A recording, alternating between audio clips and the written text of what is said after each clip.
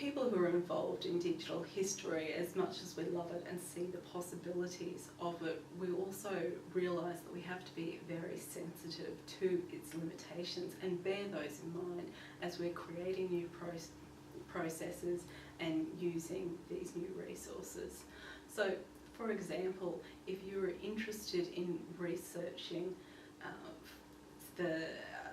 way that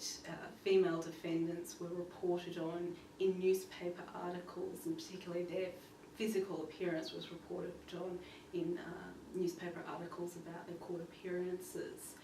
If you're doing targeted searching for those newspaper articles, you're not necessarily getting the experience you would have had when you were looking at a physical copy of those newspaper articles, where you might be able to see, for instance, beauty advertisements directly opposite those articles dwelling on female appearance in the court process. And so you're missing out on the wider context in which these records are produced. So that's just one example of the sort of sensitivities that historians need to have when using these resources.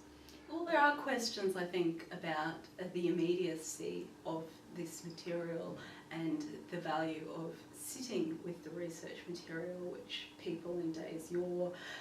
did have to do for a number of years to really be able to make sense of a whole, and it was taking an extended time for them to really sift through these records. So the process has speeded up, and there are arguments about, you know,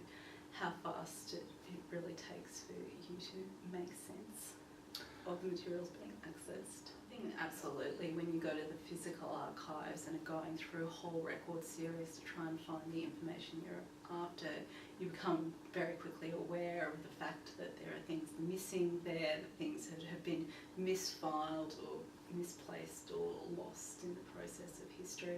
I think the other thing that you get out of going to the physical archives is an awareness that the records actually weren't created for you to access and make historical meaning from. You become aware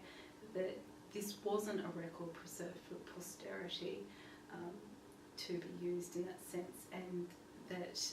these were very much working documents a lot of the time for the people creating them. So, for instance,